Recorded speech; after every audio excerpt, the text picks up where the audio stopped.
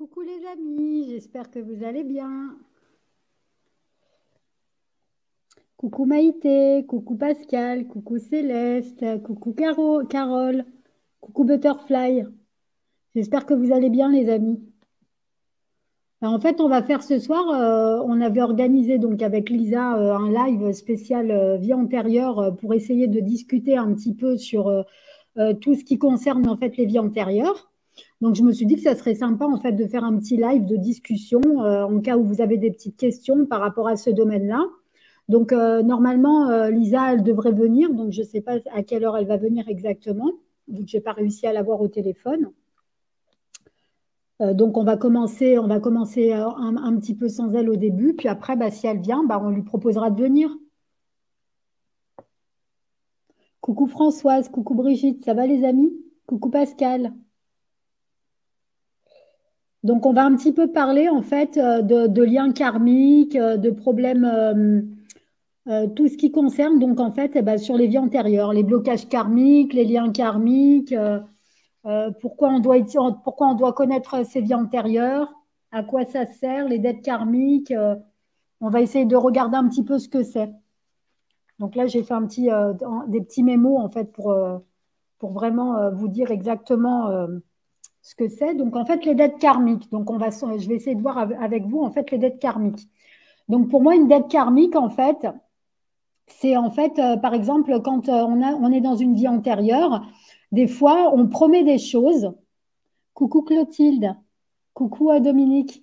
En fait, des fois, on promet des choses à quelqu'un dans une vie antérieure ou dans plusieurs vies antérieures, et des fois, on n'a pas l'occasion de finir, en fait ces choses-là. Donc, du coup, en fait, eh ben, quelque part, on doit cette dette-là que normalement, on devrait pouvoir mettre en place dans une vie future. C'est ça une dette karmique, en fait. C'est qu'on doit quelque chose à l'univers et donc, après, on nous dit de revenir pour pouvoir justement régler cette dette karmique. Donc, si vous avez des questions par rapport à ça, les amis, n'hésitez pas à les poser en commentaire. Coucou Daniel. Coucou Christine. Alors, ensuite, c'est quoi une relation karmique? Alors, les relations karmiques, en fait, il faut savoir que, par exemple, on peut rencontrer des personnes dans une vie antérieure, enfin des personnes en général dans une vie antérieure. Et ces personnes-là, en fait, eh ben, c'est des relations, on appelle ça des relations karmiques, qu'on pourrait peut-être rencontrer après dans cette vie-là. C'est ce qu'on appelle une relation karmique. Ensuite, le problème karmique, c'est pareil, c'est des problèmes qu'on a eus dans des vies antérieures qui ne sont pas résolus et qu'en fait, on devra résoudre dans cette vie-là, en gros. Coucou Isabelle, ça va les amis? Ensuite, un lien karmique, c'est quoi? Donc, un lien karmique, c'est quelque chose qui nous lie en fait à une personne. C'est un lien qu'on a avec quelqu'un, en fait, avec une ou plusieurs personnes, peu importe, qu'on a dans une vie antérieure, justement. Et donc, ça nous permet, en fait, si vous voulez, de rencontrer ces personnes-là dans cette vie-là. C'est pour ça que des fois, on a l'impression d'avoir un lien avec une personne, en fait, tout simplement. Donc, je ne sais pas si vous avez des questions déjà par rapport à ça, les amis. Puis après, on va continuer au niveau des explications par rapport au lien karmique. Alors, donc il y a ma petite Danielle qui nous dit, Angèle, comment savoir si on a déjà eu une vie antérieure? Ben, en général, on en a tous eu des vies antérieures, hein. On revient là, justement, on se réincarne. On va parler aussi de la réincarnation. On revient là, en fait, en général, parce que, si vous voulez, on a des choses, en fait, à faire. On a des leçons à tirer pour pouvoir justement, par la suite, en fait, vraiment savoir, pour évoluer, en fait, si vous voulez, tout simplement. Coucou mon petit Freddy. Tu veux monter, Freddy, sur le live?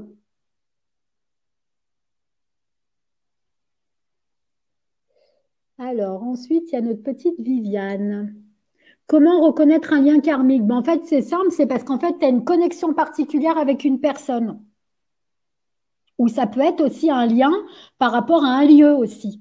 Donc, on a un lien karmique par rapport à un lieu parce que, par exemple, vous allez vous retrouver dans une maison, par exemple, que vous allez acheter ou dans laquelle vous allez être, et vous allez être comme, en fait, vous allez avoir des sensations de déjà-vu dans ce lieu. et ça va vous, en fait, c'est comme si vous avez ce lien en fait dans ce lieu. Et c'est ce qui permet en fait c'est ce lien karmique. C'est comme ça qu'on sait qu'on a un lien karmique ou pas, tout simplement. Ah, tu ranges des affaires, mon petit Freddy, bah c'est pas grave. Coucou Amandine, ça va ma belle? Alors, ensuite on a notre petite Pascal. J'aimerais savoir si mes relations relationnelles avec mon frère compliqué sont dues à une dette karmique. Oui, c'est tout à fait possible, Pascal. Tout à fait. Des fois, on a des dettes karmiques et à cause de ça, on peut avoir des relations avec des personnes qui sont compliquées. Et c'est souvent dû à des vies antérieures ou alors ça peut être dû aussi à des problèmes au niveau de l'enfance. C'est pas spécialement des vies antérieures. Mais la plupart du temps, c'est des vies antérieures. Ben, moi, c'est pareil. Par exemple, j'ai déjà eu, moi aussi, des sensations de déjà-vu. Des fois, dans une journée, j'ai l'impression d'avoir déjà vécu cette journée, alors que je ne l'ai jamais vécue. Ou des fois, je vais dans des endroits que je ne connais pas, que j'ai jamais connus de cette vie-là, mais c'est comme si je connais exactement tout, les choses où elles se passent et tout. Des fois, j'ai même fait des rêves. Ça m'est déjà arrivé aussi de faire un rêve sur le futur lieu où était mon ex, où habite mon ex en ce moment. Et je savais exactement où tout était positionné, comme si j'y avais déjà été, en fait. Et du coup, ça impressionne parce que même nous-mêmes, on dit, mais attends, mais si c'est pas possible, c'est comme si on connaissait cet endroit en fait, alors qu'en fait, on l'a jamais connu réellement. Alors ensuite, bah oui, bah si après Freddy le pauvre, il peut pas monter. Alors ensuite, on va voir au niveau des flammes jumelles. Alors moi, je vous dis tout de suite, les flammes jumelles, j'y crois pas trop. Mais je vais vous donner la définition d'une flamme jumelle. Après, ça dépend des personnes, des croyances de chacun, hein, comme je dis, tout dépend. En fait, une flamme jumelle, c'est la division d'une seule et même âme en deux personnes, en deux individus, qui décident en fait de faire un contrat d'âme pour évoluer, pour régler des choses. Donc, du coup, ces personnes-là vont revenir dans des corps différents. Donc, chacun, il aura le corps d'un homme, l'autre d'une femme. Des fois, ça peut être aussi entre homosexuels ou entre lesbiennes et tout ça, peu importe. Et en fait, bah après, pour régler des problèmes, donc du coup, ils ont des relations qui sont compliquées pour justement essayer d'évoluer par rapport à ça. Et ensuite, et ben en fait, c'est pour mieux se retrouver après et régler ces problèmes. Et moi, j'y crois pas parce que pour moi, une âme, une seule et même âme, ça peut pas se diviser en fait. Donc, j'y crois pas. Après, ça dépend des croyances de chacun et je remets pas en cause les gens qui y croient, hein, bien évidemment. Parce que moi, je pars du principe que quand une relation elle est toxique, il faut la fuir. Et ça ne sert à rien de s'acharner sur une relation toxique. Mais après, il y a des personnes qui vont dire, tiens, moi j'ai une flamme jumelle, c'est pour ça que je suis en difficulté dans ma vie et tout ça. Mais tout ça, c'est des excuses pour pas quitter la personne avec qui on est. Mais en gros, non, c'est pas du tout comme ça que ça se passe en fait, hein.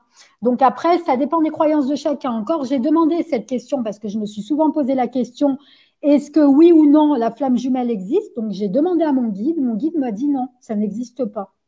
Donc après, moi, en fait, ça rejoint les croyances que j'ai de base. Mon père aussi avait posé cette question à l'époque, quand il était vivant, à ses guides, et il lui avait répondu la même chose. Donc après, on est deux, quelque part, à avoir eu ces informations-là, mais après, je ne remets pas en cause les gens qui croient à ces trucs-là. Bah oui, exactement, mon petit Freddy. Les relations toxiques, il faut les fuir. Ça sert à rien de s'obstiner dans une relation si elle est toxique et qu'elle ne mène à rien.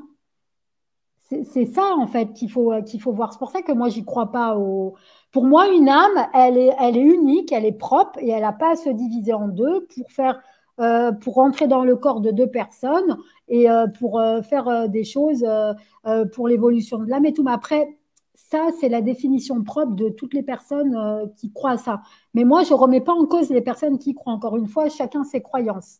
Moi, je vous dis simplement les miennes, hein. Après, voilà quoi.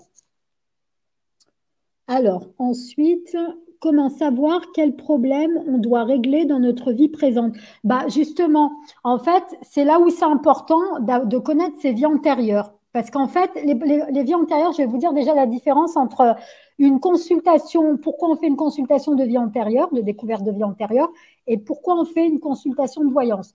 Une consultation de voyance, c'est pour voir l'avenir de la personne. une consultation de vie antérieure, de découverte de vie antérieure, c'est pour essayer de comprendre l'origine des blocages que vous avez en ce moment dans votre vie-là, pour mieux le résoudre après. Ça veut dire parce que si on connaît l'origine du problème, on peut mieux appréhender les problèmes et les résoudre. En gros, c'est ça. Coucou ma petite Isabelle, coucou Zakia, coucou Frédérica. Alors, donc ensuite, les âmes sœurs. Alors, il ne faut pas confondre âme sœur et âme jumelle. C'est complètement différent. Une âme sœur, c'est deux personnes en couple qui vont se retrouver, qui vont fusionner entre elles, en fait, qui vont avoir une relation fusionnelle, passionnelle, qui vont se retrouver en chacun une relation idéale. C'est ça une âme sœur. Par contre, une âme jumelle, c'est complètement autre chose. Une âme jumelle, c'est par exemple deux personnes, ça peut être des amis, deux personnes amies, qui sont par exemple âmes jumelles, comme par exemple c'est le cas entre moi et Yon, parce qu'en fait, avec des similitudes qui sont exactement à peu près pareilles entre les deux personnes. Par exemple, nous, on est nés la même date, enfin à peu près la même date de naissance, on n'a que 22 jours d'écart, lui et moi. On conçoit la spiritualité de la même manière, lui et moi. On fonctionne plus ou moins de la même manière, lui et moi, et en même temps, on est complémentaires. Donc, on peut dire qu'on est des âmes jumelles. Mais on n'est pas des âmes sœurs. Les âmes sœurs, c'est vraiment dû à des relations entre deux personnes, une relation amoureuse entre deux personnes. Par contre, des âmes jumelles, ça peut être, par exemple, deux sœurs qui se ressemblent comme deux gouttes d'eau, qui sont peut-être pas nées à la même période, mais qui sont très fusionnelles, très passionnelles, qui se ressemblent sur beaucoup de points. Ça peut être un couple aussi d'âmes jumelles.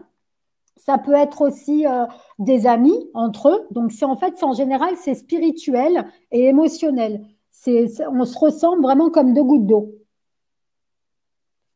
Alors, ensuite, coucou Nounours, ça va? Ça va, ma belle? Alors, donc il y a Isabelle qui nous dit, chère Angel, une médium dit que je paye pour les fautes de mes parents. Étant petite, j'ai rêvé beaucoup de guerre alors que je n'ai jamais vu la télé. Oui, mais ça, c'est possible, ma belle, parce qu'en fait, si tu veux, comment t'expliquer? Des fois, on vit des problèmes dus à des générations. Par exemple, si je te donne un exemple tout bête, tu vis une vie antérieure avec quelqu'un. Dans cette vie antérieure-là, suppose que, par exemple, quelqu'un t'a maudit, toi et ta famille, par exemple. C'est un exemple tout bête. Hein. Je ne dis pas que ça t'est arrivé, hein. C'est vraiment un exemple. Et bien, en fait, dans plusieurs générations, cette malédiction, en fait, tu vas la vivre, tu vois. Et du coup, ta famille, ça veut dire toi, tes parents, tes enfants, jusqu'à ce que la malédiction, quelque part, elle se retire en faisant un contresort. Tu vois ce que je veux dire? Et tant que ce truc-là n'est pas fait, tu auras toujours quelque part ce problème-là. Donc, ça peut toucher aussi la famille, hein. Effectivement, c'est possible. Mais après, je ne dis pas que ça t'est arrivé à toi. Il faudrait faire vraiment une découverte de vie antérieure pour le savoir, quoi. Mais je ne te dis pas spécialement que ça t'est arrivé, ma belle, hein. Donc ensuite, la réincarnation. Donc, qu'est-ce que c'est la réincarnation? C'est une âme qui est là-haut, dans l'au-delà, qui est décédée, qui a déjà vécu des vies, qui se réincarne, qui décide de se réincarner dans un corps, soit d'animal, soit d'humain, peu importe, ou de je ne sais quoi, qui se réincarne pour effectuer une mission de manière à évoluer après. Voilà ce que c'est une réincarnation. Ensuite, donc si vous avez des questions, les amis, n'hésitez pas à les poser en même temps sur le chat et moi j'y réponds en parallèle, hein. Donc, pourquoi c'est important de découvrir ces vies antérieures principales qui ont un lien avec nos vies actuelles? Bah justement, en fait, ça, c'est important d'en parler de ça. Donc, en fait, si vous savez exactement, par exemple, les vies principales, on n'a pas toutes nos vies toutes les vies qu'on a vécues qui ont un lien avec nos vies actuelles. Ça se peut pas. Qu'ils ont un lien avec nos vies actuelles, c'est pas possible. Par contre, on peut avoir 2 ou 3 vies ou 4 vies principales ou 5 vies principales, peu importe, ou une seule vie principale qui touche notre vie actuelle et qui fait qu'à cause de ça, on a des problèmes karmiques, on a des blocages karmiques, on a des schémas répétitifs, on peut avoir pas mal de choses. Et en fait, c'est important de connaître l'origine du problème, donc en remontant dans ses vies antérieures, de manière à régler ces problèmes karmiques pour pouvoir justement évoluer et débloquer des situations pour ne pas revivre justement des schémas répétitifs. D'où l'importance qui est capitale, justement, de connaître ses vies antérieures. Donc après, ce n'est pas tout le monde qui veut les connaître. Oui, Butterfly, j'en fais des vies antérieures, moi. Je fais les vies antérieures, je fais des voyances, je fais de tout, en fait. Je fais des contacts défunts, tout ce qui touche à la médiumnité, à la voyance, en fait, hein, tout simplement. Alors, ensuite, c'est quoi un blocage karmique? Alors, un blocage karmique, c'est simple, c'est un blocage qui est dû, par exemple, à une de nos vies antérieures et qui se répète dans cette vie-là.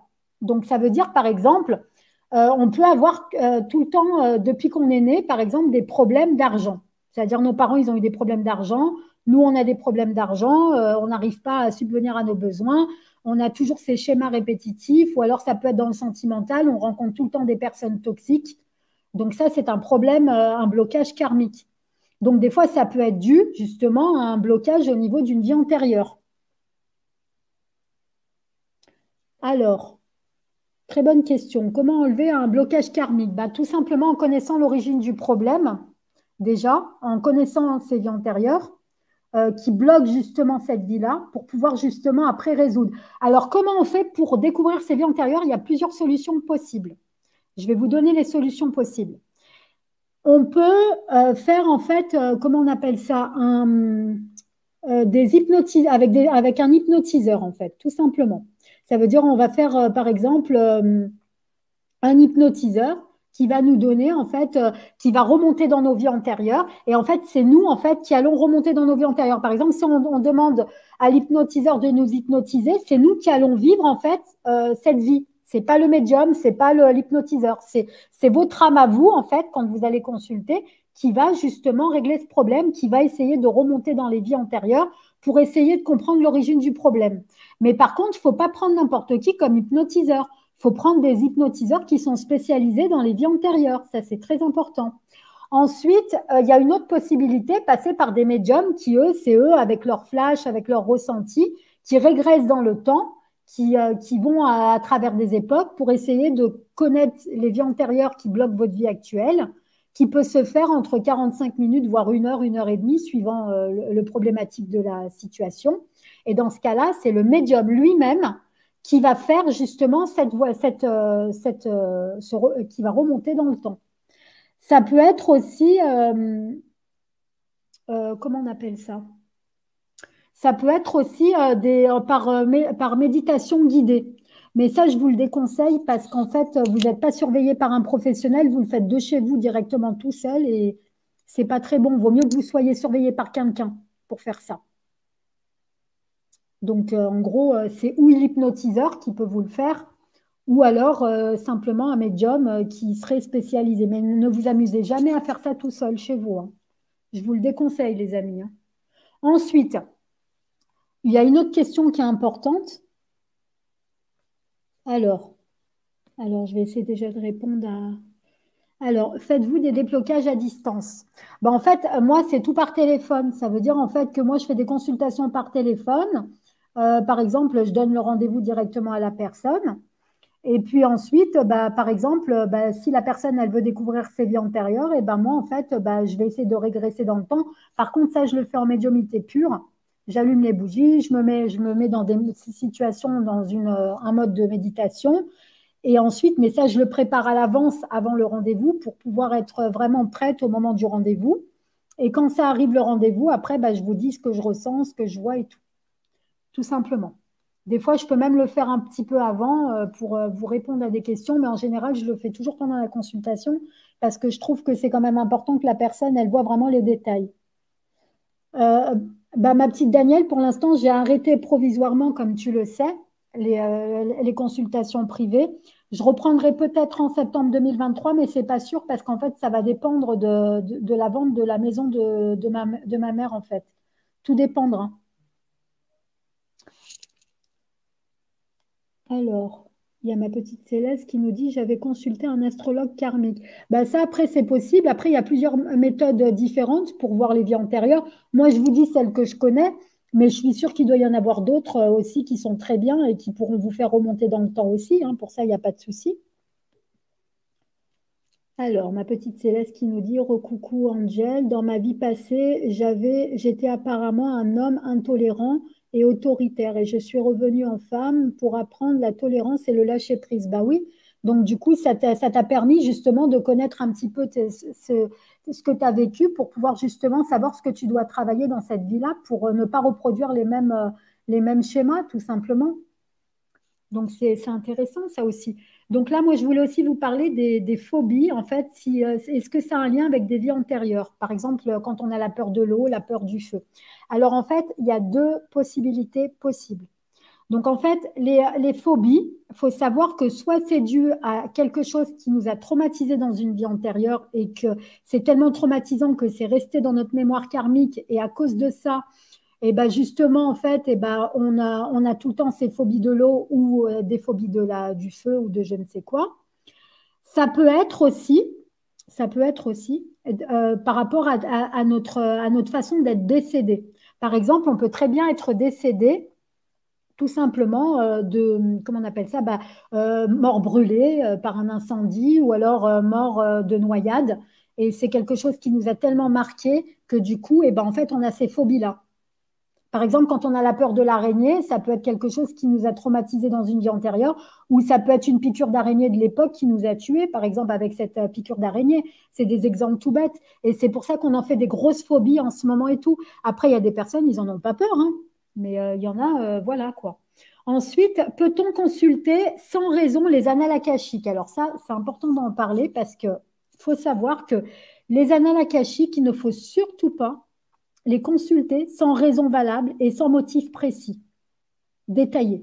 Ça veut dire qu'il faut toujours demander déjà l'accord là-haut. Nous, quand par exemple, on va vouloir visiter les annales akashiques en tant que médium, avant de faire la consultation à quelqu'un, on ne peut pas lui dire tout de suite, oui, oui, moi j'accepte votre consultation pour aller remonter dans le temps. Il faut d'abord demander à son guide si c'est possible de le faire ou pas, si on a l'accord là-haut de le faire. Et il faut demander à la personne pourquoi, quel motif elle a d'aller vouloir découvrir ses vies antérieures. Est-ce qu'elle a des traumatismes qui fait qu'en ce moment elle n'est pas bien et à cause de ça, elle a besoin de comprendre d'où vient le problème pour le résoudre parce que ça l'a fait déprimer, elle n'est pas bien et tout ça? Ou alors est-ce que c'est juste comme ça, juste par curiosité? Parce que si c'est par curiosité, on ne peut pas se permettre d'aller faire les vies antérieures, c'est pas possible. Il faut vraiment qu'il y ait un motif valable. Ça, c'est important. Ensuite, qu'est-ce que les annales akashiques? Alors, les annales akashiques, en fait, on les visualise comme une bibliothèque, mais c'est pas vraiment ça. Moi, j'ai demandé à mon guide ce que c'était des annales akashiques avant, depuis que je suis petite, parce que moi, je m'intéresse beaucoup aux vies antérieures. D'ailleurs, je perçois beaucoup de vies antérieures des fois sur des gens. Des fois, rien qu'en les regardant comme ça, j'arrive à voir des choses. Et en fait, du coup, des fois, ça, bon, ça peut traumatiser tout ça. Donc, quand on est petit, bon, on ne contrôle pas toujours certaines choses. Donc, du coup, forcément, on pose des questions, c'est logique. Donc, j'avais demandé une fois, il y a très très longtemps, à mon guide ce que c'était justement les annales akashiques. Alors, en fait, on les référence beaucoup comme une bibliothèque parce qu'une bibliothèque, en fait, c'est là où il y a tout, on stocke les livres et tout ça. Mais c'est pas ça, en fait, les annales akashiques. Les annales akashiques, c'est un endroit, en fait, où on peut se remémorer des souvenirs de vie antérieure. Donc, en fait, quand on décède, on va automatiquement aller dans cet endroit-là pour que notre âme se rappelle de tout ce qu'elle a vécu, en fait, tout simplement.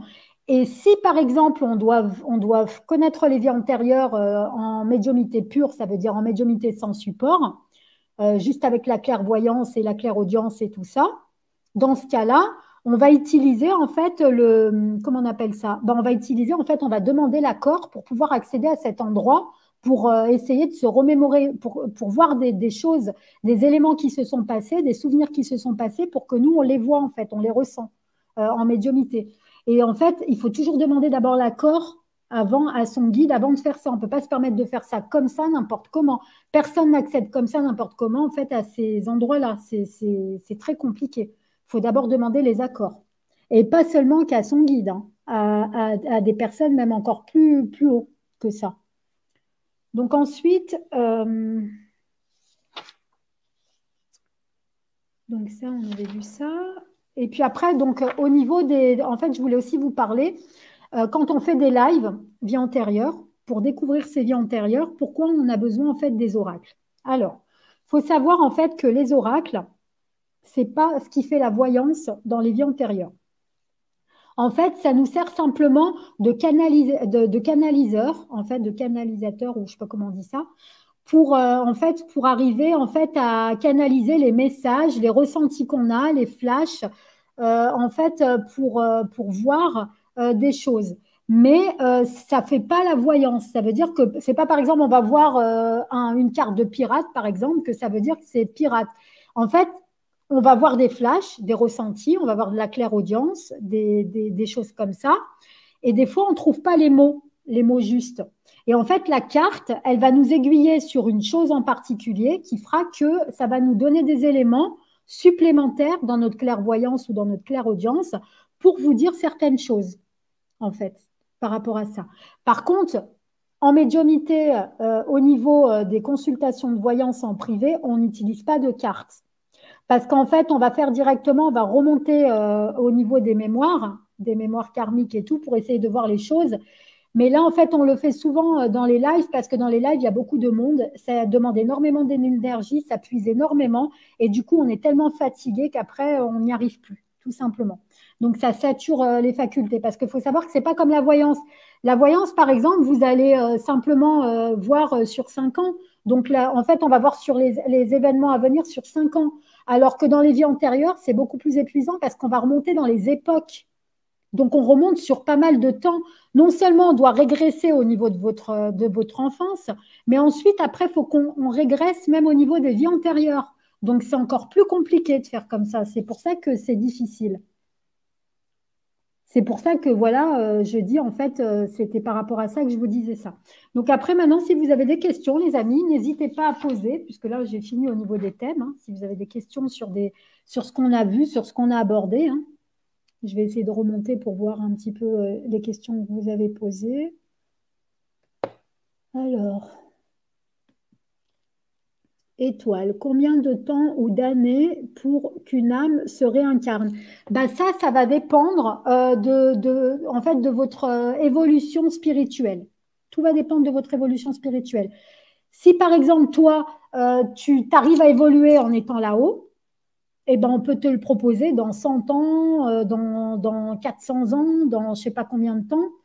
Mais après, en fait, là-haut, ils te proposent, mais toi, de ton côté, tu n'es pas obligé d'accepter. Si tu penses que tu peux évoluer d'une autre manière que comme ça, tu n'as pas besoin de faire tout ça, en fait.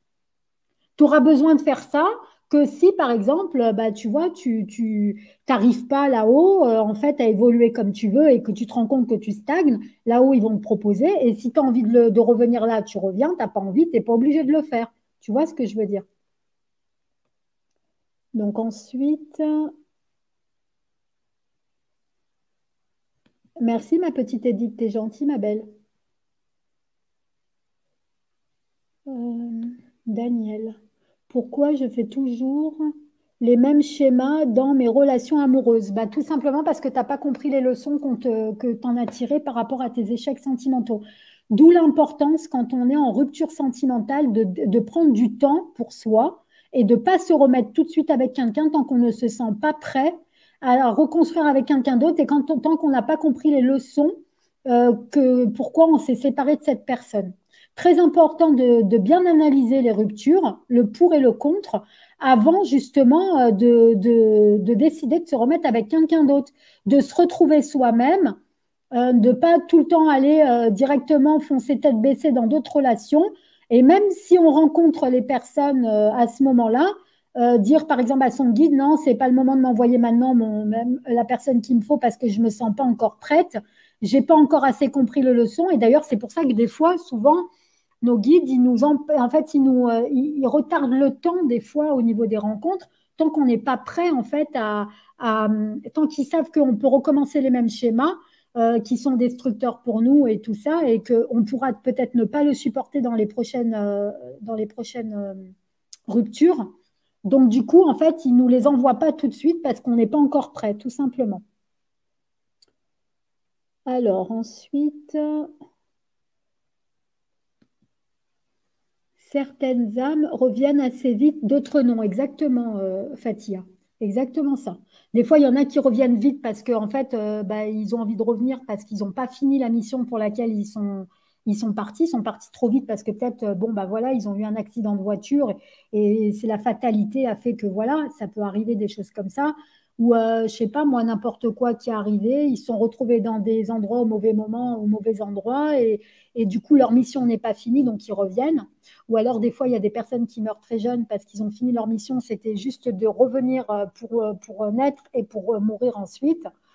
C'est pour ça que des fois, il y a par exemple des morts prématurées, des nourrissons, des choses comme ça, parce qu'en fait, ils devaient juste être là pour naître et ensuite pour repartir. C'est un peu compliqué, en fait, à expliquer.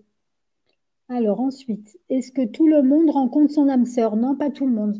Il y a des personnes qui ne le rencontrent jamais, il y en a d'autres qui vont le rencontrer. Ça dépend des situations et ça dépend si en fait c'est votre chemin de vie. Parce qu'il faut savoir que quand on se réincarne, avant sa réincarnation, on décide de la vie qu'on va mener, des épreuves qu'on va mener pour son évolution. Si par exemple on doit travailler le problème de l'abandon, on va programmer une vie avec là-haut, on va programmer une vie en fait où on va vivre des situations d'abandon pour comprendre, pour travailler ce problème-là.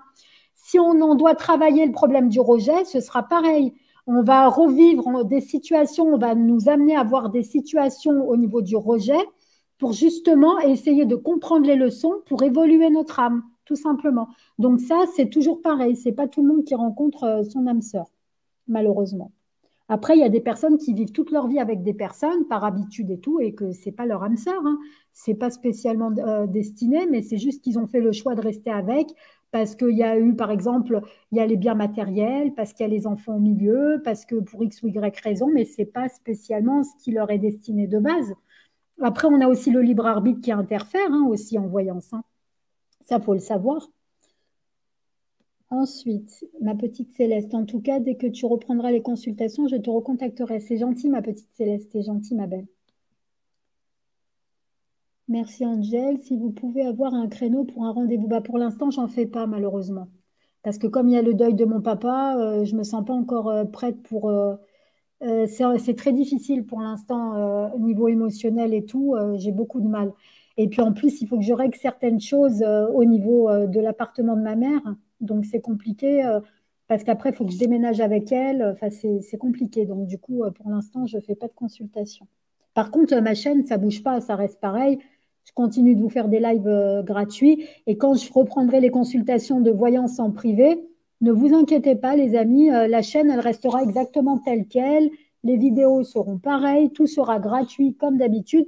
Parce que ma chaîne, je ne la monétise pas. J'ai décidé, parce que c'est vraiment, ma chaîne, elle est indépendamment mes consultations de voyance.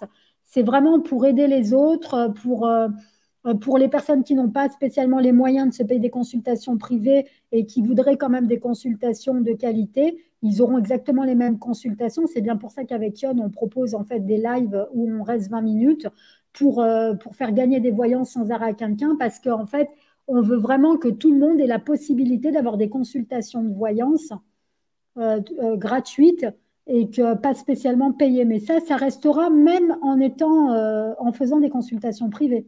C'est juste que des fois, il y a des personnes, ils ne veulent pas spécialement étaler leur vie en public devant tout le monde, ce qu'on peut respecter. Et pour ces gens-là, les consultations privées sont importantes aussi. Alors ensuite, notre petite Séverine. D'où l'importance de travailler sur ses blessures, se remettre en question, ça permet d'avancer, exactement. Et même d'utiliser aussi des jeux, des fois. Vous n'êtes pas obligé d'utiliser un médium si vous ne voulez pas. Vous pouvez très bien acheter des jeux sur les développements personnels qui peuvent parfaitement aider, ou des jeux sur des vies antérieures, des choses comme ça. Vous n'êtes pas obligé de passer par des voyants pour ça, hein, les amis. Alors, ensuite. Comment on le sait que l'on a compris des leçons du passé? Bah parce qu'en fait, les schémas qu'on a vécus avant, on les revit plus après. Donc en fait, c'est comme ça qu'on a compris la leçon. Du moment que tu comprends la leçon, là-haut, ils ne te renvoient pas les mêmes épreuves. Tant que tu ne comprends pas la leçon, tu auras toujours les mêmes épreuves dans ta vie, ça va revenir en boucle sur des situations ou des personnes différentes, mais ça reviendra systématiquement. C'est pour ça que des fois, il y a des personnes qui vont tomber sur des pervers narcissiques, des relations toxiques, ou des relations, par exemple, des personnes qui sont infidèles en permanence, parce que justement, ils n'ont pas compris la leçon. Ils n'ont pas compris qu'en fait, il faut qu'ils arrêtent avec ça et qu'ils se mettent des limites et que quand une relation elle est toxique et qu'elle ne nous convient pas, il faut laisser tomber cette personne pour passer à quelqu'un d'autre et avoir une relation plus sereine. Mais tant que ces relations-là, on ne les comprend pas et qu'on s'obstine, forcément, on aura toujours, malheureusement, ces problèmes-là, tout simplement. Ensuite, ma petite Zakia, comment savoir si dans une de ces vies, on est avec une personne avec qui on a un contrat d'âme? Comment reconnaît-on cette personne? Ben, en fait, ça va dépendre de la qualité que tu as de ta relation. Si par exemple, tu as une relation, moi je te parle par exemple des relations compliquées, complexes, pas des relations simples qui sont fluides et qui se passent super bien. Bon, ça c'était destiné, voilà, c'est votre destinée, vous avez rencontré la bonne personne, tant mieux, c'est ce qu'il faut et c'est ce qu'on souhaite à tout le monde. Par contre, tu as des personnes avec qui tu vis un petit moment de ta vie et après ça finit en fait, cette relation. Mais pourquoi elle finit? Parce qu'en fait, bah, tu avais juste un contrat avec cette personne-là et qu'en fait, eh ben, tu étais destiné pour faire un petit bout de chemin pour apprendre des leçons, mais pas pour... comme on dit, il y a un proverbe qui dit, on perd jamais dans la vie. Soit on gagne, soit on apprend. Ça veut dire que tout ce qu'on vit dans la vie, c'est tout des leçons qu'on a, en fait. Donc, ça veut dire que on n'a jamais d'échec dans la vie. Quelque part, même si on prend ça comme un échec, c'est pas une échec, c'est une leçon pour nous faire évoluer. Mais c'est pas un échec, contrairement à ce qu'on pourrait penser parce qu'on souffre. Alors ensuite, ma petite étoile, comment savoir si une personne est une jeune âme? Ben, si elle n'a pas assez d'expérience et que, en fait, comment t'expliquer? Les vieilles âmes, quand elles ont énormément d'informations à t'apprendre, beaucoup de choses à t'apprendre, en général, c'est des vieilles âmes. Quand tu vois qu'une personne est complètement expérimentée, qu'elle a besoin tout le temps de quelqu'un, qu'elle est complètement expérimentée, eh ben, c'est une jeune âme. Tout va dépendre. C'est à ça que tu peux voir, en fait, tout simplement. Des fois, j'ai peur de tomber sur une secte parce que ça reste très flou, tout ça. Bah, en fait, bah, les sectes, quand même, on sait faire la différence entre une secte et des voyances et tout. Ça n'a rien à voir, la secte et les voyances. La secte, en fait, c'est, par exemple, tu as des gourous et tu as plein de personnes autour de toi. Et puis, ils sont là, ils te rentrent dans la tête des idées. Mais les voyants ou les médiums, les choses comme ça, en fait, ils te donnent des renseignements, en fait, ils te le donnent comme un conseil. Ils ne vont pas te le donner comme une vérité absolue. Dès l'instant où on t'impose quelque chose, il faut faire attention. C'est-à-dire que c'est des charlatans, mais quand on te le suggère comme un conseil, un simple conseil pour ta vie de tous les jours, que tu n'es pas obligé d'adhérer. Ça veut dire que tu peux très bien dire non, moi je suis pas d'accord. Tout le monde a son libre arbitre, tout le monde a le droit de décider si oui ou non il a envie ou pas de croire à ça ou pas. Quoi. Je veux dire, c'est pas. Nous, on n'est pas là pour vous convaincre, on est là pour vous dire des éléments qu'on nous renseigne, tout simplement. Mais après, les gens, ils croient pas, bah, ils croient pas, c'est pas grave, hein. Il n'y a rien de grave à ça. Alors, ensuite, je voudrais avoir un rendez-vous avec vous quand vous reprendrez les consultations. C'est gentil, ma petite butterfly. Bah, je vous le dirai de toute façon en vidéo. Je vous dirai tout ça sur la chaîne quand je reprends. Pour l'instant, ce n'est pas vraiment prévu au programme, hein, je vous le dis tout de suite. Alors, ensuite, quels sont les signes que notre âme sort lors de la rencontre? Bah, les signes de son âme sœur, c'est qu'en fait, tu as l'impression que tu l'as toujours connue. Tu te sens super bien avec cette personne. En fait, tu complètes la phrase de l'autre. Tu as vécu des situations similaires à elle. Tu te sens vraiment bien. Et ça continue dans le temps. C'est pas ça se complique et ça devient toxique. C'est vraiment, ça continue dans le temps, toujours comme ça. Tu te sens bien, tu as l'impression de toujours avoir connu cette personne. C'est à ça que tu sais si c'est une âme sœur ou pas. C'est gentil, ma petite Frédérica. Alors, J'ai vu un hypnothérapeute, il ne fait pas des liens karmiques. Mais après, ça dépend. En fait, il faut que tu cherches sur Internet. Tu peux taper hypnotiseur spécial vie antérieure, par exemple, si tu as vraiment envie toi-même de voir les vies antérieures. Merci, ma petite Brigitte. T'es gentille, ma belle. Alors ensuite, Angel, est-ce que ça veut dire que notre vie antérieure est à l'inverse de notre vie actuelle? Non, pas forcément, ça dépend. Tout dépend. En fait, ça va dépendre de, comment on pourrait t'expliquer ça? Tout dépend de la qualité de vie que tu as en fait en ce moment. Si c'est une vie qui est très compliquée, où tu as vraiment des blocages dans ta vie, que c'est compliqué, ça veut dire qu'en fait, tu as des choses à résoudre par rapport à tes vies antérieures. En fait, la voyance, elle va pas t'aider à débloquer des situations karmiques. Elle va juste t'aider, en fait, à voir ton avenir tel qu'il est.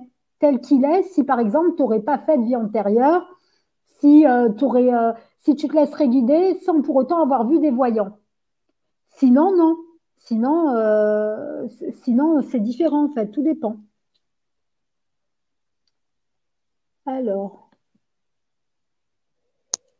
Daniel, moi j'achète des livres sur le développement personnel, ça aide exactement, Daniel. Et même des jeux, des oracles aussi qui aident, comme par exemple le chemin de Qumran, les cartes lumière, il y en a beaucoup des jeux comme ça. Alors, notre petite Dominique aussi, qui nous dit, il faut apprendre de ses erreurs, exactement, parce que comme ça évite les problèmes karmiques, enfin les schémas répétitifs plutôt.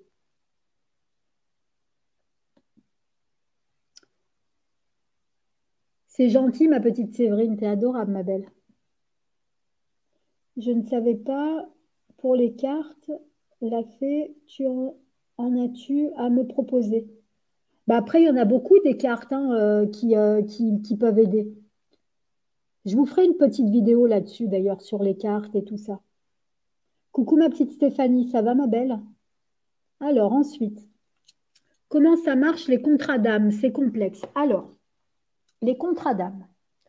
En général, des fois, on a des choses à résoudre avec des personnes. Par exemple, on rencontre quelqu'un, on a quelqu'un dans notre vie avec qui c'est toxique ou avec qui on se dispute sans arrêt, on n'arrive pas à s'entendre, c'est compliqué depuis qu'on est né, c'est compliqué, enfin depuis qu'on a rencontré en tout cas cette personne, si c'est quelqu'un qu'on rencontre comme ça par hasard.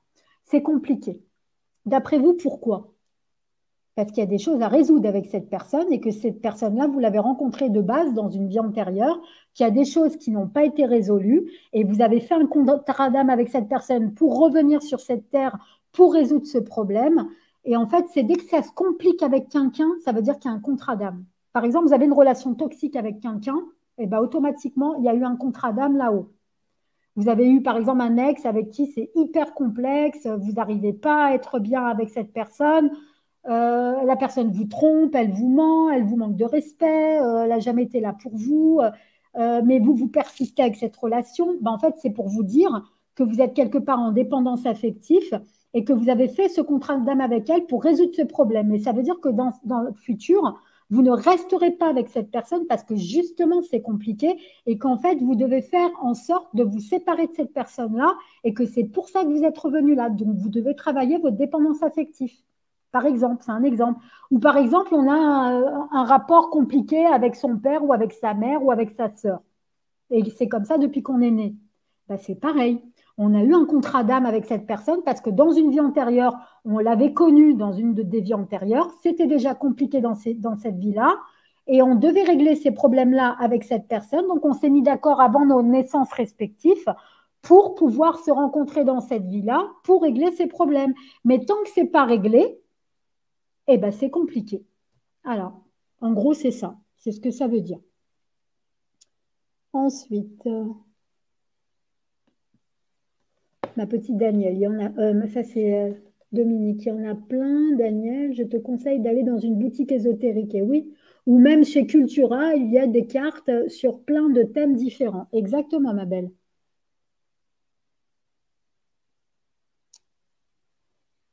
Alors, ma petite Isabelle, mes sincères condoléances et de tout cœur avec vous, je serai très patiente. C'est gentil, ma petite Isabelle, t'es adorable, ma belle. Alors, ensuite, il y a Caroline. Bon, On va passer ce message, ma belle. Alors, ah, par contre, j'ai des notifications, les amis. Juste, je les enlève. Alors, ensuite, Isis. Au moment du coucher, j'ai des flashs, personnages d'un autre temps. Comment savoir si ce sont des vies antérieures? Ah bah ça, tu viens de répondre toute seule à ta question, ma belle. Si c'est des personnages d'un autre temps où tu as des flashs, automatiquement, c'est des vies antérieures.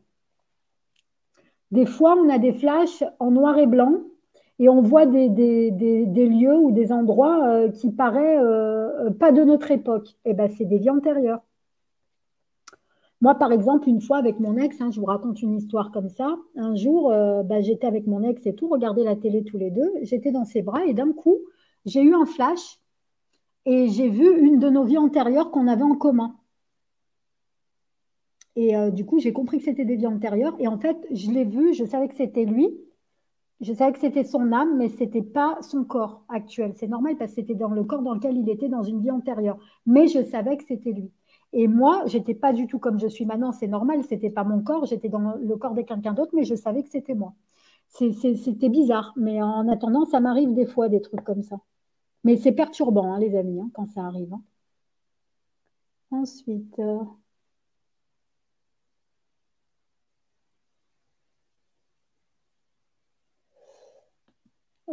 ma petite Caroline, je préfère éviter de parler de ces petits sujets-là si ça ne te dérange pas, ma belle, hein, pour éviter les polémiques. Alors ensuite, si tu veux en discuter en privé, tu envoies un email à Angel. Voilà, c'est ça.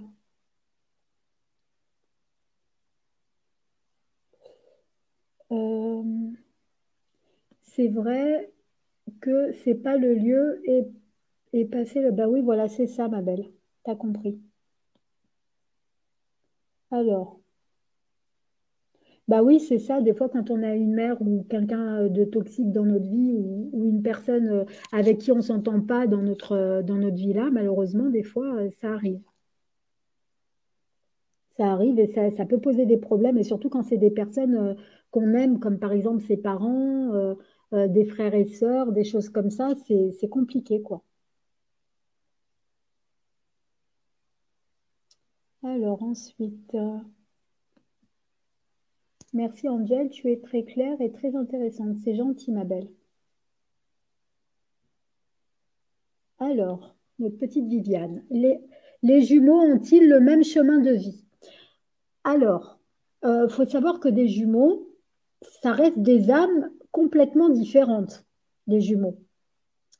Donc, ils ont forcément en fait des situations un petit peu similaires, mais leur vie, en fait, leur chemin de vie et leur évolution de vie ne sont pas les mêmes, tu vois, parce que en fait, tu peux avoir des situations différentes. Par exemple, tu vas pas, c'est pas parce que tu es jumeau avec quelqu'un que tu vas te marier avec la même personne, même si tu te maries par exemple avec d'autres jumeaux en face et que c'est les mêmes ils vont pas avoir les mêmes vies, les mêmes existences, même s'ils aiment bien être tout le temps collés, tout. Mais par contre, les jumeaux, ils ont des contrats d'âme ensemble, souvent.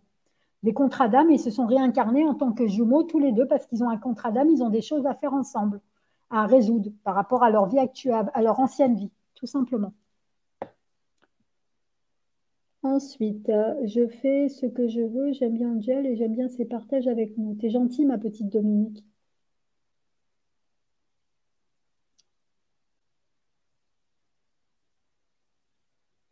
Euh, Alors, ma petite Fatia, mon père avait un vrai jumeau, destin différent. Et oui, c'est ça. Bah, après, c'est comme les faux jumeaux, c'est la même chose que les vrais jumeaux. Des fois, ils n'ont pas des vies, ça reste quand même des êtres à part, des âmes complètement différentes, même s'ils se sont greffés dans des corps identiques.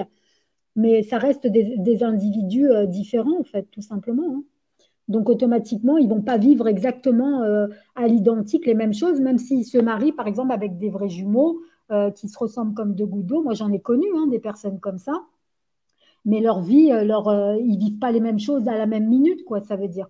Par contre, ils ont un contrat d'âme chacun d'un côté, ensemble, pour travailler des choses en parallèle, ensemble. Donc, d'où la complicité très forte entre eux et tout ça, avec des similitudes au niveau de leur vie.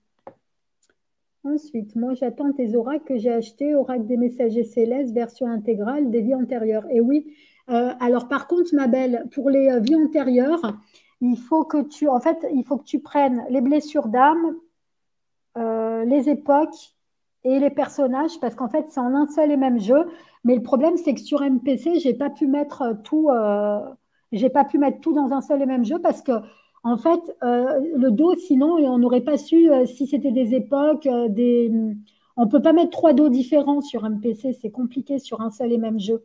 Donc, du coup, en fait, en version intégrale, dans la version intégrale que j'ai fait, le dos, c'est toujours le même. Donc, du coup, vous ne saurez pas faire la différence entre les blessures d'âme, les personnages et les époques.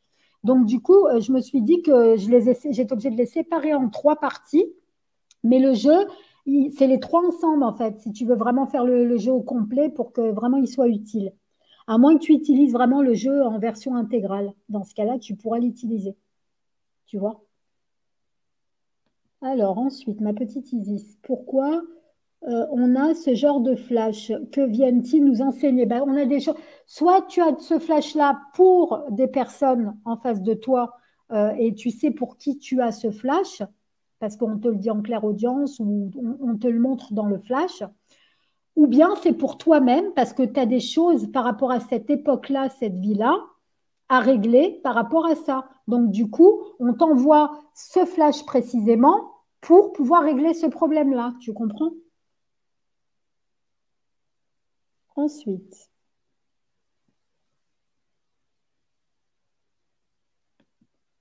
alors, est-ce qu'avant de nous réincarner, on planifie toutes les rencontres qu'on va avoir? Ben, normalement, quand on se réincarne, on a une mission. Enfin, on a un but pourquoi on se réincarne. En fonction du but qu'on a, on doit essayer de trouver des épreuves qui ont un rapport avec le but qu'on s'est fixé pour évoluer. Donc, on va chercher à essayer de savoir quelles sont les épreuves qui peuvent avoir un lien en fait avec le but qu'on s'est fixé. On se met d'accord avec les guides, avec l'être de lumière, le guide et tout ça. Et ensuite, on se réincarne. Donc, en fait, tout est écrit à l'avance. Par contre, le libre arbitre, en fonction des choix qu'on fait, peut interférer. Et en fait, si tu veux, comment t'expliquer? Là-haut, tu as plusieurs chemins de vie en fonction des choix que tu fais. Tu en as plusieurs qui sont déjà prédestinés d'avance parce qu'ils savent d'avance là-haut les choix que tu vas faire. Donc, tu as plusieurs possibilités. En fonction des choix que tu vas faire, tu auras plusieurs chemins. Après, en fonction du chemin que tu as, ben, tu vas avoir une ligne tracée. Tu vois ce que je veux dire? Mais c'est pour ça qu'en fait, nous, en voyance, on peut te dire, si tu fais cette destinée-là, il va t'arriver ça. Si tu fais tu fais ce choix-là, il va t'arriver ça. Si tu fais cet autre choix-là, il va t'arriver ça. Parce qu'en fait, c'est prédestiné en fonction du choix que tu vas faire. Tu vois? Tu fais un choix, par exemple, tu dis, je vais avoir un enfant. Tu veux une consultation, même si on n'a pas le droit de faire les trucs de voyance sur les enfants, c'est un exemple tout bête pour te montrer un petit peu comment ça se passe. Tu veux savoir si tu vas avoir un enfant. Donc, tu demandes à la voyante, voilà, est-ce que je vais avoir un enfant? La personne, elle te dit, voilà, la période septembre, c'est la période propice pour que tu tombes enceinte. Donc, toi, tu sais d'avance que tu vas tomber enceinte à cette période et automatiquement, tu peux soit décider de faire, tu vois ce que je veux dire, pour avoir l'enfant, ou bien te dire, bah non, finalement, j'ai pas envie parce que c'est trop de responsabilité. Donc, qu'est-ce que tu vas faire? Bah, tu vas empêcher que ça arrive et ça n'arrivera pas. Donc, ton libre arbitre aura interféré. Donc, tu auras 2 choix, 2 possibilités de vie qui ont été prédestinés là-haut déjà d'avance parce qu'ils savaient le choix que tu allais faire là-haut. Donc, en fait, si tu fais ce choix-là, il va t'arriver ça. Et si tu fais ce choix-là, il va t'arriver ça. Et nous, en tant que voyante, là où on ne doit pas se tromper, c'est les événements au fur et à mesure qui vont arriver en rapport de ton choix que tu vas faire. Et en général, quand tu fais une voyance avec quelqu'un, il va te dire toutes les possibilités, tous les choix que tu dois faire, que tu peux faire en fonction de ton problématique pour lequel tu nous as consulté. Tu vois ce que je veux dire? C'est compliqué, mais voilà en gros comment ça se passe. Et c'est pour ça qu'on peut te dire, telle chose il va arriver ça, et telle chose, il va arriver ça, tout simplement. Alors, ensuite, c'est gentil, ma petite Flo. T'es gentille, ma belle, mais c'est normal de vous répondre. Vous êtes là pour ça. Alors, Caroline. Ma mère avait une sœur jumelle, des vraies, mais elles ne se côtoyaient pas du tout. Bah oui, tu vois, donc elles avaient des chemins de vie complètement différents. Mais après, on ne peut pas avoir une vie à l'identique de son jumeau, c'est impossible. Ça veut dire que tu ne peux pas faire à la seconde la même chose que l'autre personne. Donc ça reste un être humain pareil. Par exemple, pour les siamois. Les siamois, c'est plus compliqué parce qu'un siamois, c'est un seul et même corps avec deux têtes différentes qui pensent, enfin deux têtes qui sont à peu près identiques et qui pensent, qui ont quand même des caractères parce que des fois elles peuvent se disputer entre elles même si elles sont dans le même corps parce qu'elles ont deux âmes. Enfin, c'est compliqué à expliquer ça. Je ne sais pas comment vous expliquer. Disons que en fait, une siamois, c'est deux corps fusionnés en un seul. Mais de base, il y a deux âmes à l'intérieur de ce corps-là, même si elles sont dans le même corps. C'est comme un chien. Un chien, on dit qu'il a sept âmes dans le corps, il a sept mêmes âmes dans un corps, et un chat, il en a neuf. C'est pour ça qu'on dit qu'il a neuf vies, le chat. Moi, quand j'étais toute petite, j'avais raconté à mon père une fois, je croyais que le chat, il pouvait mourir, il revivait tout de suite, il remourait, il revivait tout de suite, et il avait neuf vies. Comme ça. Mais non, il m'a dit, mais non, il rigolait, ça le faisait rire parce que j'étais toute petite à l'époque. Il me dit, mais non, c'est pas comme ça. Un chien, il a sept vies, il a sept âmes dans son corps, et un chat, il en a neuf de vies, donc neuf âmes. Et en fait, c'est neuf âmes qui sont dans le même corps, donc dans le chat, et le chien, dans le même corps, il y a sept âmes. C'est pour ça qu'on dit que le chat, il a neuf vies, et le chien, il en a sept. C'est par rapport à ça, tout simplement. Alors, est-ce qu'il existe une façon de savoir ce que l'on a à régler? Ma question est peut-être un petit peu complexe. De savoir ce qu'on a à régler. Bah oui, tu le sais automatiquement en faisant les vies antérieures ou en te remettant en question par rapport à des situations que tu vis au quotidien, que tu pourras comprendre après par la suite pourquoi tu as vécu ça et pas autre chose. Tu vois ce que je veux dire, ma belle? J'ai encore des choses à régler avec mes sœurs. Je ne sais pas si on est de la même lignée, rien en commun avec elles. Ma mission de vie va être compliquée. Ben, en fait, il faut que tu essayes de comprendre déjà, est-ce que tu connais la cause pour laquelle c'est compliqué avec tes sœurs? Parce qu'en fait, ça peut être lié à ton enfance avec tes sœurs, mais ça peut être aussi lié à des vies antérieures. Parce que si suppose que tu t'entendais super bien quand tu étais petite et qu'il y a quelque chose, un événement qui est venu se greffer dans ta vie avec elle et qui a fait que ça s'est compliqué, bah là, ça vient pas du tout d'une vie antérieure, ça vient de cette vie-là. Tu vois ce que je veux dire? Tout dépend la situation que tu as vécue. C'est gentil, ma petite Dominique. Alors ensuite, euh, ma petite Céleste qui nous dit, je regarderai ce que je reçois et j'achèterai la suite s'il faut. Merci Angèle. Bah, avec plaisir, ma belle. Bah, de toute façon, après, tu fais comme tu sens, ma belle, hein. Ensuite, il y a notre petite Viviane. J'attendais des faux jumeaux perdus, une à 7 semaines et le deuxième à 5 mois. Pouvez-vous m'expliquer? Ben, en fait, dans tes faux jumeaux, tu en avais un qui était destiné en fait pour vivre que 1 à 7 semaines, et l'autre, il était revenu sur Terre pour vivre que 5 mois, en fait, tout simplement.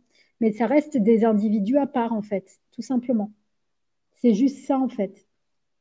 Moi, regarde, j'ai fait une fausse couche en 2018. Euh, non, en 2008, pardon, excusez-moi. En 2008, j'ai fait une fausse couche.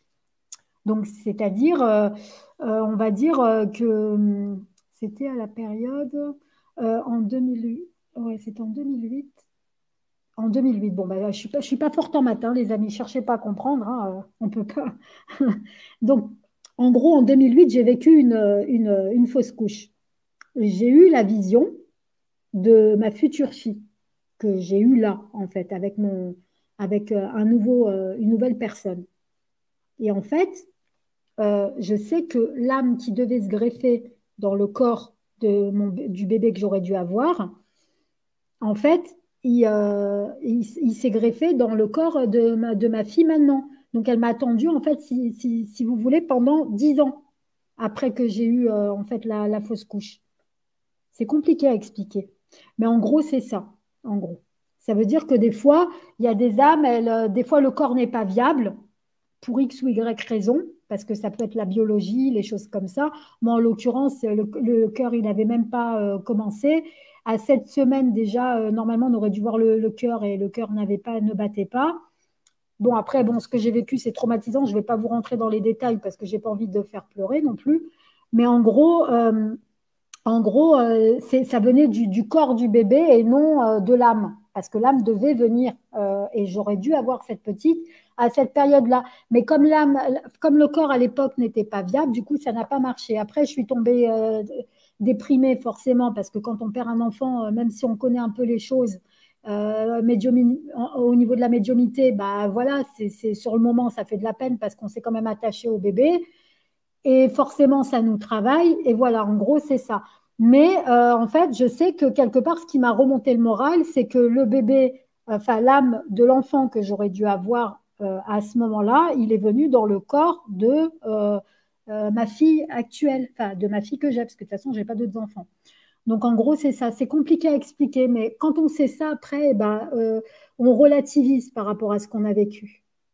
Et on se dit que c'était simplement pas le bon moment pour avoir le bébé et c'était surtout pas la bonne personne avec qui l'avoir et qu'il y avait des choses à régler et voilà. Et du coup, on se remet en question comme ça. C'est compliqué, mais en fait, quand on vit les choses, c'est là où on comprend en fait. Et sur le coup, c'est compliqué. Ensuite, ma petite Carole, qu'est-ce qu'elle nous dit? J'ai perdu. Enfin, non. J'ai dû accoucher de mon bébé à 8 mois alors qu'il était déjà mort. Ah bah ça c'est dur par contre. Encore moi c'était à 2 mois de grossesse. Toi franchement ça c'est pas évident ça, hein. Ça a été terrible, ça je peux te comprendre. Je crois qu'il n'y a pas pire comme souffrance lorsqu'on perd un enfant à n'importe quel âge, exactement. Ça c'est des choses qui sont horribles. Ensuite, c'est vrai que je me demande si son âme est bien partie. C'était il y a 6 ans. Ah oui, oui, il est parti, hein, ma belle.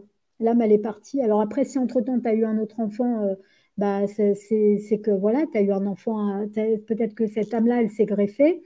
Ou alors, simplement, bah, il avait la mission de venir pendant quelque temps et après de repartir. Simplement, c'était sa mission. Il devait faire ça et repartir.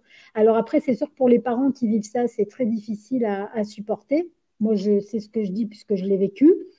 Mais voilà, mais après, on relativise. Quand on comprend certaines choses, on peut mieux relativiser, même si sur le coup, c'est horrible à vivre. Mais voilà, quoi, en gros. Alors, ensuite, mon petit Freddy. Un chèque d'abondance avec la guérison des vies antérieures. Exactement, ça, tu peux le faire aussi, hein, Freddy, bien sûr. Le chèque d'abondance, il peut servir pour beaucoup de choses, mais faire comme si tu l'avais déjà. En fait, il faut remercier comme si on avait déjà la chose. Caroline, as-tu passé à l'émission? Ça commence aujourd'hui. Ah, ça, c'est une très bonne question, ma belle. Alors, ensuite, eh oui. Heureusement, le temps aide à consoler, exactement. Bon, après, c'est vrai que c'est des choses qui sont marquantes, hein, surtout pour les femmes, parce que on porte l'enfant, mais après, le père aussi, il en souffre, parce que si des fois, si c'était un enfant qui était désiré et qui était voulu des deux côtés, ça fait de la peine aussi, quoi.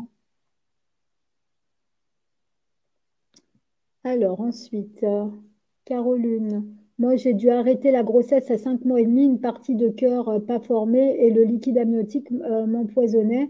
J'ai surmonté en faisant une formation pour aider à la personne. Eh bien oui, ça c'est important aussi d'y faire. Mais après, ça peut être aussi médical, les amis, hein. C'est pas spécialement au niveau de l'âme, hein, de la personne. Ça peut être aussi médical parce que le corps n'est pas bien formé ou n'est pas bien développé, et du coup, bah voilà, bah, l'âme, il est obligé de partir, mais qu'à un moment donné, ça, il reviendra, l'âme, dans le corps de quelqu'un d'autre. Et en fait, c'est ce qui est arrivé pour moi, et c'est ce qui arrive pour beaucoup d'âmes d'enfants.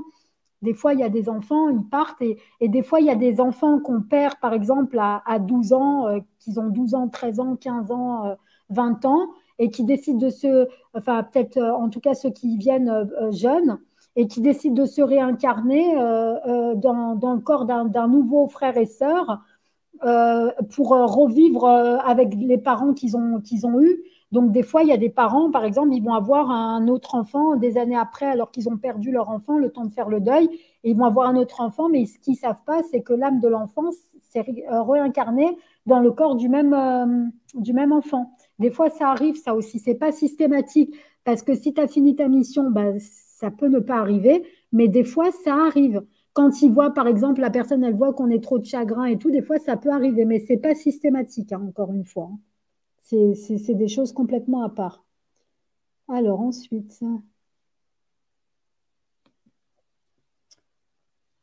ah, c'est intéressant, je savais pas ça. Pour les animaux, chats et chiens et les âmes, j'avais appris comme toi, Angèle. Et oui, c'est ça. Alors, ensuite, ma petite étoile, qu'est-ce qu'une famille d'âmes? La famille actuelle. Alors, une famille d'âmes, c'est un groupe d'âmes, en fait, avec lesquels on se réincarne dans d'autres vies. Comment vous expliquer ça? En fait, par exemple, ton père, ton frère, ta sœur, ton cousin, ta cousine, les gens que tu as vécu dans ta vie, c'est des groupes d'âmes que tu as retrouvés à l'époque dans une vie antérieure qui pouvaient très bien, ton père pouvait très bien être ta sœur, ton oncle pouvait très bien être ton grand-père, tu vois.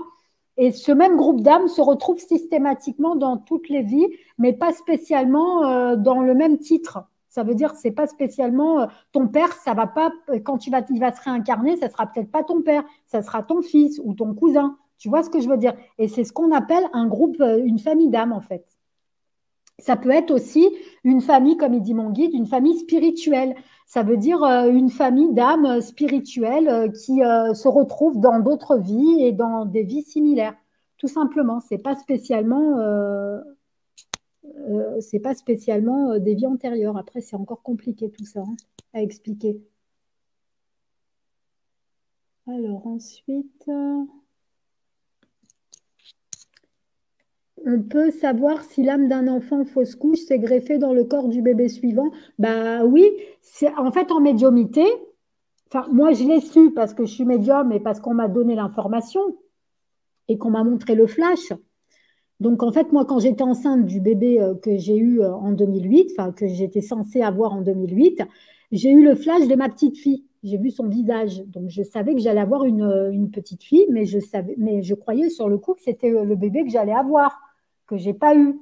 Et en fait, je l'ai compris que c'était l'âme de mon bébé quand j'ai eu ma fille, en fait.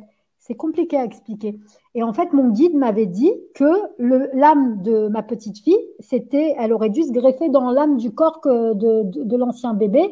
Mais comme le corps n'était pas viable à l'époque, donc c'était pas le moment, donc ça s'est pas fait. Et comme entre-temps, bah, je suis pas retombée enceinte et j'ai pas trouvé les bonnes personnes, donc ça a mis plus de 10 ans avant voilà, avant de se faire, quoi, tout simplement, avec la prochaine personne, tout simplement. Et ouais, c'est compliqué. Bah, c'est ça, hein, mon petit Freddy, hein. On n'a pas tous des vies simples, malheureusement. C'est pour ça que je dis, hein, faut pas croire, mais les médiums, ils vivent des épreuves très difficiles. Et c'est souvent pour justement guider les personnes. Parce que si on ne connaît pas la souffrance et que nous, on a des vies idylliques, comment on peut conseiller une personne sur une souffrance alors qu'on ne sait pas nous-mêmes ce que c'est? C'est pas possible, c'est compliqué. Donc là-haut, ils nous envoient des épreuves terribles, mais ça fait partie de notre mission de vie, ça fait partie de nos facultés. Et ça, on ne le choisit pas. Ces épreuves, enfin, si on choisit quelque part, mais enfin, disons que c'est compliqué. On choisit sans vraiment choisir. C'est compliqué. Disons qu'on croit qu'on ne choisit pas, mais on choisit là-haut avant. Mais on oublie. En fait, il y a l'oubli. Bon, en même temps, c'est tant mieux qu'on ait l'oubli, parce que sinon, si on se rappelait de toutes les vies qu'on a vécues dans le détail et toutes les souffrances qu'on a vécues, je crois qu'on aurait beaucoup trop de traumatismes. Déjà qu'on en a là en tant qu'être humain vivant, mais dans notre vie actuelle, mais là, on aurait la tête comme ça hein, à la fin. C'est compliqué, disons. Alors ensuite, exactement, ma petite Frédérica. Les femmes sont des warriors. Ben, si j'arrive à le dire. Hein. Alors ensuite, mon petit Freddy. Oui, avec votre matrice, on ne saura jamais.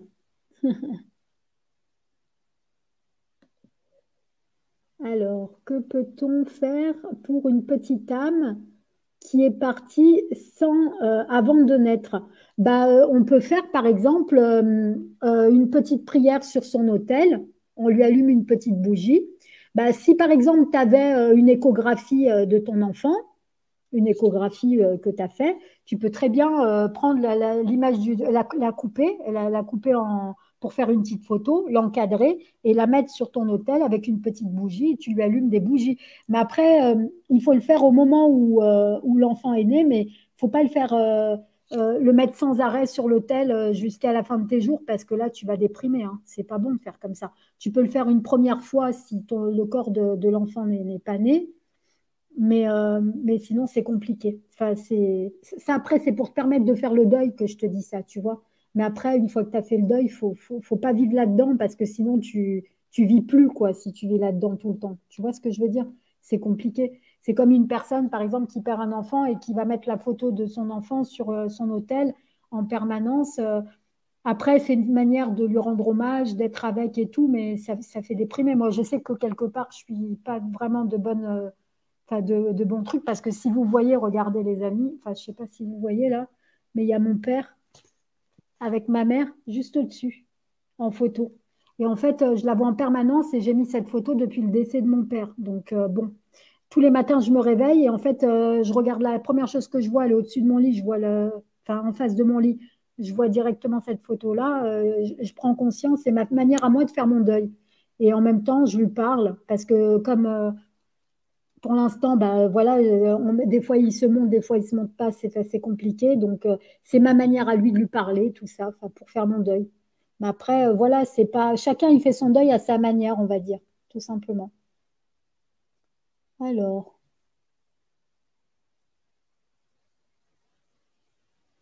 c'est triste, hein, les histoires comme ça, les amis. Hein. Ensuite, j'imagine bien la fée, ça n'a pas dû être simple et pour l'enfant qui est venu aussi, j'imagine. Eh ben oui, c'est sûr, hein, c'est pas simple tout ça. C'est important, exactement, François. C'est important de rebondir et de se reconstruire. C'est très important, ça. Beaucoup de femmes ici ont vécu de dures épreuves avec leurs enfants, exactement. C'est pas facile tout ça. Mais cette chaîne, elle est là aussi pour aider. Hein. Ça peut aider dans les deuils et tout. Hein. La médiumnité, elle sert à ça. Elle sert à aider au niveau des deuils. Moi, j'ai jamais eu autant. Pourtant, j'en ai eu des manifestations, mais j'en ai jamais eu autant que depuis que mon père il est décédé. Systématiquement, tous les jours, j'entends des coups dans le mur. J'ai pas mal de signes en fait qui montrent qu'il est là. En fait, c'est sa manière à lui de montrer que. Il m'a toujours dit, le jour où je suis mort, je vais me manifester, tu vas voir, je vais te faire genre le poltergeist à la maison pour que justement tu saches que je suis là avec toi et tout. Et c'est vrai que j'ai jamais eu autant de manifestations, pourtant j'en ai connu hein, des manifestations paranormales, mais jamais autant que depuis qu'il est décédé. C'est hallucinant. On est obligé, et puis en même temps, on fait quand même le choix de se battre, exactement. Il ne faut pas se laisser abattre. Moi, en même temps, je vous dis ça, moi, en ce moment, ça ne va pas trop, mais bon, j'essaye de me reprendre. C'est pas évident, mais en même temps, c'est dur quand c'est des parents, des enfants, c'est pas évident. Même si mon père, à chaque fois que je pleure, je le sens là à côté de moi et il tape dans les murs. Je me dis quelque part, je suis ridicule de pleurer parce qu'il est là. Donc, bon, c'est comme si là, il était là vivant et que je pleure et que je dis, papa, je veux pas que tu pars et tout, puis qu'il est là. Il va me dire, attends, je suis là, quoi. Je suis pas, j'existe toujours. mais c'est plus fort que nous, c'est le côté humain en fait, le côté le corps humain qui manque, sa présence physique en fait, pas sa présence spirituelle, mais sa présence physique qui manque. Et encore pas plus tard qu'hier, il me dit à chaque fois que je te fais des signes, tu es encore plus triste et tu déprimes. Je crois que je vais plus venir. J'ai dit non, tu continues de venir. Au contraire, j'ai besoin de toi et tout, mais c'est dur quand même. Mais en même temps, on a besoin de ça pour évoluer, pour avancer. C'est important. Alors, et les situations, les scènes de vie que l'on vit avec l'impression d'avoir déjà vécu ce moment. Est-ce dû à bah, bien sûr, les scènes de vie et l'impression d'avoir. Moi, c'est ce que je vous ai expliqué, c'est qu'en fait, quand j'étais petite, c'était beaucoup quand j'étais petite, j'étais à l'école. Des fois, je disais, mais mon Dieu, mais en fait, j'entendais un bruit sourd dans mes oreilles, comme si j'étais connectée à quelque chose d'un coup. Et j'avais cette sensation de déjà vu dans la journée, comme si je l'avais déjà vécu cette journée, puis j'en étais persuadée. Mais après, en fait, je comprenais que c'est des vies antérieures, en fait, qu'on a vécues. Quand on est dans des lieux qu'on n'a jamais eu, on n'a jamais été, et ben des fois, on se dit, mais c'est pas possible, ce lieu-là, c'est comme si j'avais déjà été. Par exemple, ma fille, une fois, je suis allée pour l'amener à l'école, elle me montre un immeuble où on n'a jamais vécu, et elle me dit, tiens, ma sœur et moi, on est mortes dans cet appartement, mais dans cet immeuble. Mais j'ai dit, mais on n'a jamais vécu dans cet appartement. Et t'as pas de sœur, toi? T'as pas de sœur? Et on n'a jamais vécu dans cet appartement. Elle me dit, si, maman, avant, j'avais une autre maman que toi. Et j'avais une sœur et j'avais un frère. Et dans cet appartement-là, eh ben, j'ai vécu, elle m'a dit. C'est dans cet appartement-là que j'ai vécu, dans cet immeuble-là. Elle me montre. Et depuis, à chaque fois qu'on passe là, elle me dit ça, en fait. Donc, en fait, c'est comme si elle avait déjà vécu ça avant. Elle m'a dit, mais j'avais une autre maman. C'était pas toi, ma maman, à l'époque. Et elle se rappelle, mais bon, en même temps, elle est petite. Donc, pour l'instant, elle se rappelle des choses. Elle a que 6 ans. Mais quand elle sera plus grande, c'est pour ça que je lui développe ses dons, ses facultés. J'essaye de la développer dans ses intuitions parce que je veux pas qu'elle perde ça, en fait. Parce qu'après, à partir de 7 ans, on peut perdre. Soit on devient cartésien, soit on devient spirituel. Mais c'est marrant parce que dès que mon père il tape dans la porte, maintenant il dit tiens, il y a papy qui est là. Il nous dit bonjour. Elle fait bonjour papy, comment tu vas? C'est marrant, elle me fait rire à chaque fois. Mais elle n'a pas peur du tout, elle, hein. Et des fois, elle voit des entités dans la maison. Elle me dit tiens, il y a un monsieur, il est là, il fait ça. Mais par contre, j'ai dit tu le connais? Elle m'a dit non, je ne le connais pas. Et elle le voit. Et moi, des fois, je vois des choses qu'elle, elle ne voit pas. Et elle voit et moi, elle voit des choses que moi, je ne vois pas. Donc après, ça dépend à qui veulent se manifester. Des fois, on peut se retrouver avec 3, 4 médiums dans la même pièce. Et chacun, il va voir quelque chose à des endroits. Parce qu'un esprit, par exemple, il va vouloir se montrer à un médium, mais pas à l'autre. Parce qu'il doit avoir des informations, ce médium, et pouvoir aider telle personne, mais pas l'autre. Donc, des fois, on peut se retrouver avec 2 ou 3 médiums dans la même pièce. Et par exemple, il y a un défunt, il va se montrer qu'à un médium et pas aux 2 autres. Et vice-versa. Ou il va se montrer à 2 et pas à l'autre. Parce qu'en fait, des fois, il y a des défunts, ils ne veulent pas se montrer spécifiquement. Ils veulent se montrer qu'il y a une personne qui peut les aider, en fait. La personne qui n'est pas utile, il ne se montre pas, il ne se manifeste pas à eux. C'est compliqué, mais c'est comme ça que ça se passe.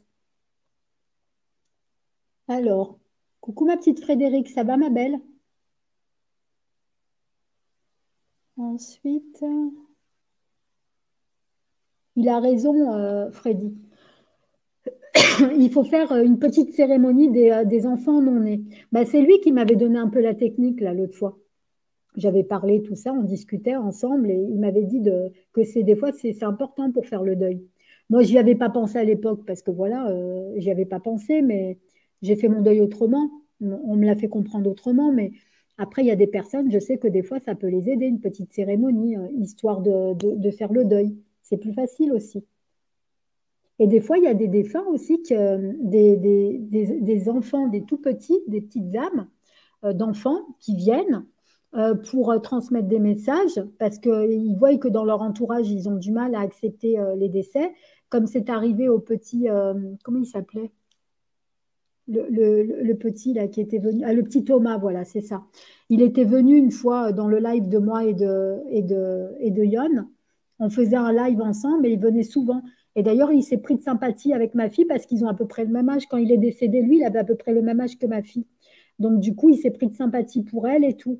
Et des fois, elle fait de l'écriture automatique. Ma fille, inconsciemment, elle dessine. Elle me dit, tiens, maman, j'ai senti un défunt qui me tenait la main. Et elle s'est mise à dessiner. Elle me dit, tiens, je suis en train de dessiner un fantôme. J'ai dit, dis pas fantôme, faut dire défunt.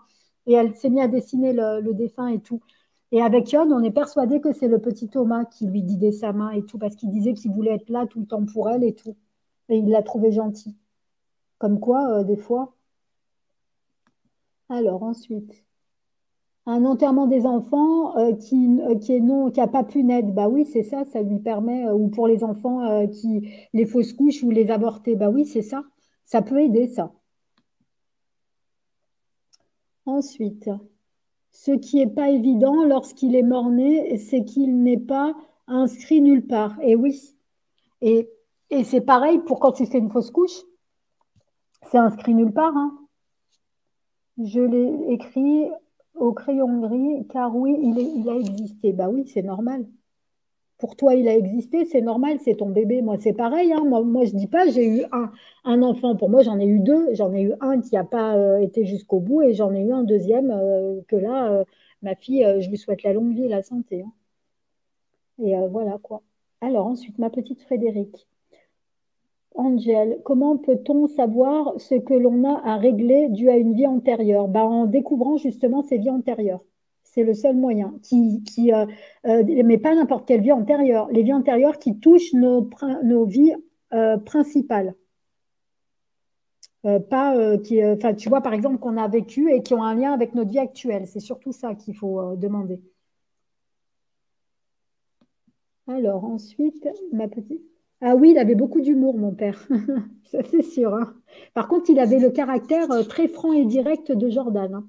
Il est très, très franc et direct. Il disait les choses cash, il mâchait pas ses mots. Même avec sa famille, avec sa femme, ses enfants, tout ça, il a toujours été comme ça. Mais moi, j'appréciais ça chez lui parce qu'il n'y avait pas de faux semblants et il détestait les gens hypocrites. Il avait horreur de ça. Il les sentait tout de suite, les gens hypocrites, et il s'en écartait directement. Il supportait pas. Il a toujours eu un caractère très dur et très franc. Quand quelqu'un, il pouvait donner son cœur, il pouvait aider les gens avec son âme et tout, parce qu'il était quand même ambulancier. Il aidait les gens avec son cœur, avec son âme et tout, mais quand quelqu'un il le trahissait, c'était fini. Il était très rancunier. Il voulait plus en entendre parler, il les laissait tomber. Mais par contre, il avait beaucoup d'humour. Et il adorait les infirmières. Ça, alors ensuite, ma petite Frédérica. Samantha, moi aussi, j'ai la photo de ma maman et de mon neveu. Ça me permet de leur parler et quelques engueulés. Alors,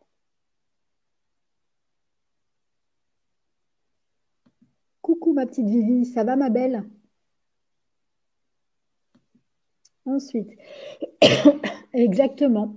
Le plus dur, c'est l'absence physique parce que l'absence spirituelle, elle n'existe pas avec mon père, hein. Il est tout le temps là. Mais l'absence physique, oui, ça manque beaucoup. Parce que avant, on adorait boire des petits thés ensemble. On adorait rigoler tous les deux. On parlait d'ésotérisme autour d'un petit thé à 16 heures de l'après-midi avec des petits gâteaux. Ou des fois, on allait dans les boutiques ésotériques ensemble. On partageait beaucoup de choses. Il me racontait ses flashs qu'il ressentait. Et moi, je lui racontais les miens. On voyait si ça correspondait tous les deux. Après, on attendait que ça venait. Des fois, on se faisait des petits paris ensemble pour voir lequel avait raison. Des trucs comme ça. C'est tous ces petits trucs-là qui me manquent en fait. Alors, il faut le faire avec l'autre parent et même les frères et sœurs. Tu mets une lanterne, un bateau papier sur l'eau, par exemple. À toi de faire ta cérémonie de deuil. Et oui, et notre petit Freddy, il dit, et tu fais une prière ou juste tu penses à lui. En même temps, il vous donne des conseils, Freddy. Alors, ensuite,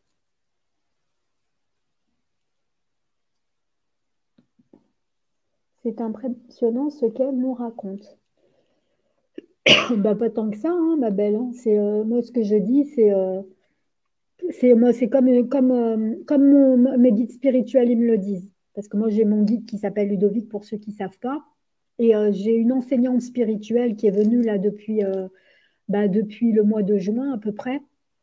Et elle s'appelle Laetitia. Et mon père qui m'aide pour l'instant, mais il ne va pas rester longtemps malheureusement. Il a son chemin de vie à faire. de son côté. Donc, voilà quoi. Alors, est-ce que vous écrivez toutes les expériences de votre fille? Cela serait intéressant pour elle plus tard. Bah, justement, les amis, bah, en fait, je voulais vous en parler de ça, justement. En fait, j'ai trouvé un écrivain qui va écrire l'histoire de ma vie en tant que médium.